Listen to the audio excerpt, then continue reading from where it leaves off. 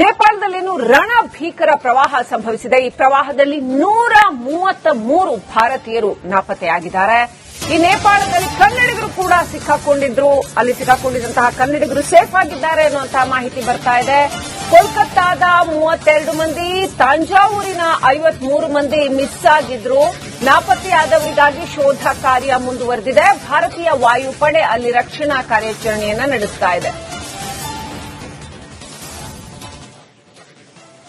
ನೋಡಿ, ಇದು team tour ಹೋಗಿದ್ದಂತಹ ಒಂದು ಟೀಮ್. ಇದರಲ್ಲಿ ಕನ್ನಡಿಗರು ಕೂಡ ಇದ್ರು, ಇಬ್ರು ಕನ್ನಡಿಗರು ಕೂಡ ಇದ್ರು.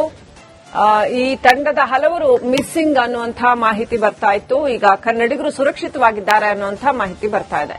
ರಣಭೀಕರ ಪ್ರವಾಹ, ಕೆಲವೇ ಕ್ಷಣಗಳಲ್ಲಿ ಫ್ಲಾಶ್ ಫ್ಲಡ್ ಅಂತೀವಲ್ಲ, ಹಂಗೆ ಕಣ್ಮುಚ್ಚಿ ಕಣ್ ತೆರೆಯುವಷ್ಟರಲ್ಲಿ ಸರ್ವನಾಶ. ಅಷ್ಟರ ಮಟ್ಟಿಗೆ ಪ್ರವಾಹದ ತೀವ್ರತೆ ಇತ್ತು.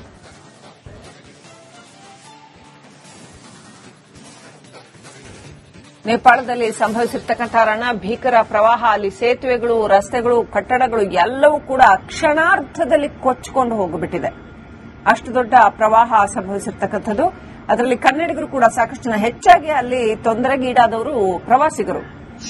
ಹೆಚ್ಚು ಪ್ರವಾಸಿಗರು ಬರುವಂತಹ ಏರಿಯಾದಲ್ಲೇ ಈ ಒಂದು ಫ್ಲಡ್ ಸಂಭವಿಸಿರ್ತಕ್ಕಂಥದ್ದು.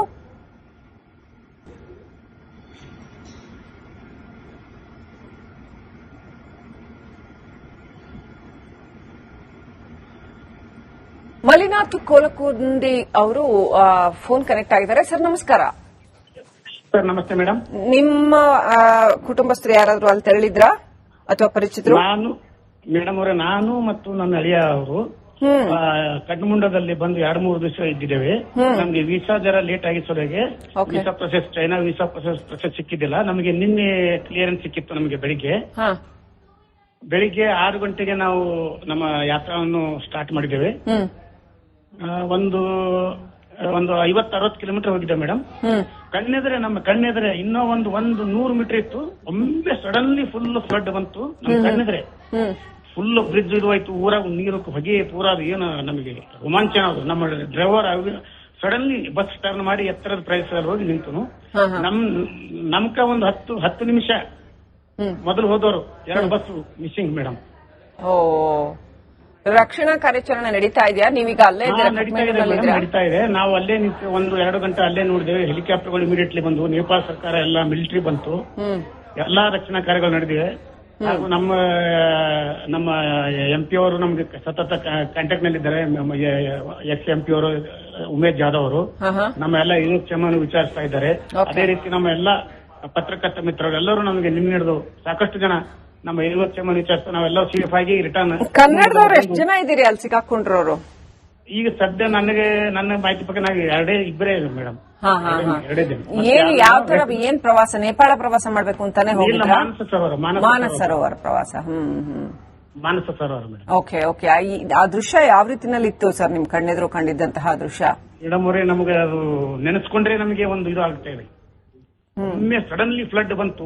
ನೆನೆಸ್ಕೊಂಡ್ರೆ ಅದು ಮೈ ಜುಮ್ ಎನಿಸ್ತಾ ಇದೆ. ಅದು ನಮ್ಮ ಕನಸಿನ ಸಂತಕ್ಕೆ ಆ ಟೈಪ್ ಇದೆ. ನಾವು ಏನೊಂದು ದೇವರ ಒಂದು ಕೃಪೆಯಿಂದ ನಾವು ಒಂದು ಬಚಾವ್ ಬಂದಿವೇನೋ. ಯಾಕಂದ್ರೆ ನಮ್ಮ ಎದುರೇ 10 ನಿಮಿಷ ಮೊದಲು ಬಿಟ್ಟಿದೆ ಬಸ್. 2 bus miss.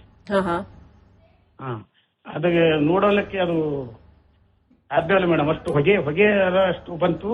ಒಮ್ಮೆ ಏನ್ ಫ್ಲಡ್ ಒಮ್ಮೆ ಬಂದು ನಮ್ಗದು ಹೇಳಕ್ಕಾಗಲ್ಲ ಮೇಡಮ್. ಅಷ್ಟು ಜುಮ್ಮೆನ್ಸ್. ಈಗ ನಾಪತ್ತೆಯಾಗಿರೋ 2 ಬಸ್ಗಳಲ್ಲಿ ಇದ್ದಂತವ್ರು ಅವರೆಲ್ಲ ಭಾರತದಿಂದನೇ ಹೋಗಿರೋಂತ ಬಸ್ಗಳ? ಭಾರತದಂದ್ರೆ ಮೇಡಮ್, ಕಲ್ಕತ್ತಾದವರು.